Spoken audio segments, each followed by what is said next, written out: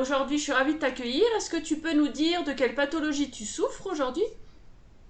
Oui, alors en l'occurrence, salut Marie, on est ici pour parler d'hypersensibilité chimique multiple, mais effectivement, je souffre d'autres pathologies, je dirais d'autres pathologies, on va dire reconnues, parce que l'hypersensibilité chimique multiple en Suisse, je vis en Suisse, c'est pas quelque chose qui est véritablement pris en compte, on fait pas vraiment de tests pour savoir si on a cette pathologie-là.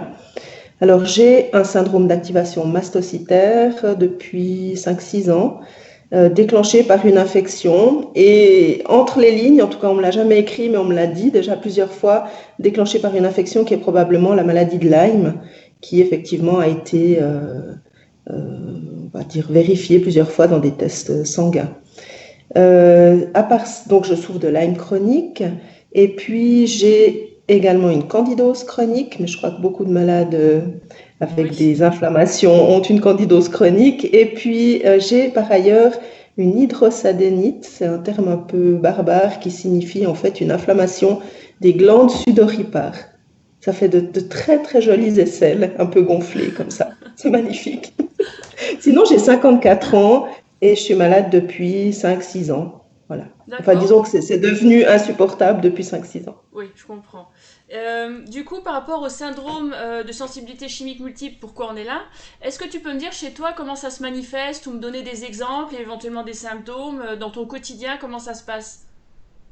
Ouais, alors pour moi, enfin, je dirais que les manifestations les plus compliquées, c'est souvent au contact d'odeurs, par exemple, de la fumée de bois, en fait, hein, de la fumée d'un feu, ou bien de la fumée de cigarette, mais également en présence de gaz de voiture, donc ces gaz un peu odorants comme ça qu'on a dans les grandes villes notamment. Les pots d'échappement, oui. Euh, Exactement, l'hypo Ouais. d'échappement. Et puis, le contact de ces allergènes, en fait, me provoque des malaises vagos. Ce qui veut dire que ma tension fait le yo-yo, elle monte, elle fait de l'hypertension, ensuite hypotension. Puis mon cœur, en principe, fait l'inverse. Donc, quand j'ai de l'hypertension, j'ai le cœur bas. Et quand j'ai de l'hypotension, j'ai le cœur très haut. Ça me donne des maux de tête, des vertiges. Et puis, ça gonfle mes voies respiratoires. Si j'ai été en contact le lendemain, je peux souffrir de douleurs articulaires et avoir de la peine à bouger. Enfin voilà, c'est ce genre de manifestation-là. Je suis également hypersensible aux tissus. Mhm. Donc quand je porte des habits qui contiennent notamment du modal, de la viscose, de la soie, du polyamide, de la laine, en fait j'ai les voies respiratoires qui gonflent et puis j'ai beaucoup de peine à respirer.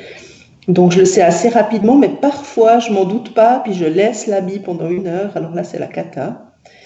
Donc chez Euh, toi, ça se manifeste souvent assez rapidement. Ça peut être le lendemain ou ouais, le surlendemain, mais souvent tu le sais assez rapidement. La non, fumée d'un c'est barbecue, assez par rapide. exemple. Ouais, exactement, c'est assez rapide. En tout cas, en ce qui concerne les tissus, c'est vraiment assez rapide. La fumée, ça peut être très rapide. Je peux vraiment faire un malaise très rapidement, mais ça peut aussi être le lendemain si j'ai réussi à me protéger un peu et à me mettre sur le côté, comme ça, en me disant, bah, c'est bon, je suis pas dans le faisceau de fumée. Oui, oui, oui. Après là, c'est le lendemain que ça se manifeste. Il y a aussi des symptômes comme la peine à se tenir debout, le cerveau qui s'embrouille, hein, ce qu'on appelle le brouillard mental. Oui, oui. Et puis voilà, après, ces réactions-là, elles s'appliquent également à toutes sortes de médicaments, chimiques ou naturels, à des parfums forts aussi. D'accord, ok. Et donc, du coup, on va bientôt finir notre petit entretien. Au quotidien, tu es obligé, j'imagine, de tout adapter avec ta famille, chez toi, dans ta maison, à la cuisine. Tes habits, Mhm, on a compris aussi, notamment. mhm, Donc, j'imagine qu'il y a mhm. une grosse adaptation de l'entourage aussi, déjà de toi et de ton entourage.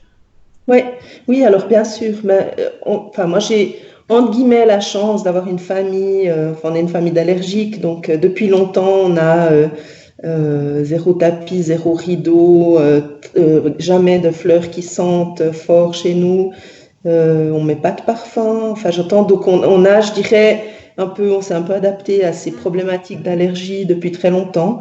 Donc tout le monde s'adapte chez nous, mais c'est vrai que parfois j'invite des gens et puis tout à coup, monsieur et madame sont très parfumés. Ça, c'est l'enfer. À l'intérieur, c'est vraiment compliqué parce qu'en fait, on peut pas se mettre dans le sens du dos au vent, par exemple. Oui, Ce oui. que je fais à l'extérieur quand j'ai une personne avec qui je converse ou comme ça, qui est très très parfumée, je tâche de me tourner dos au vent. C'est la technique du chasseur. C'est pareil, tu m'avais parlé une fois C'est du l'inverse de la technique du chasseur. voilà, quand tu as un barbecue dehors, même il faut changer de place Oui, pour pas avoir la fumée, exactement. etc., que tu supportes Ouais, ouais. pas, Et puis quand je etc. fais l'erreur de pas adapter, ben c'est vraiment la cata. Mais voilà, ben et puis le reste, ma famille s'adapte. Je suis plutôt chiante, quoi. Comme tout le monde. Avec ces maladies, en général, c'est comme ça, c'est ce qu'on se dit. Exactement. Exactement. Donc voilà, je passe pour la chiante de service, mais finalement, le but c'est quand même d'être bien, quoi. Bon, tout à fait, Donc ok. tant pis. Bon, bah, Anne, je te Donc remercie voilà. beaucoup en tout cas, et puis Je t'en à prie. bientôt peut-être. Merci beaucoup. Salut À Marie, bientôt. ciao. Au revoir.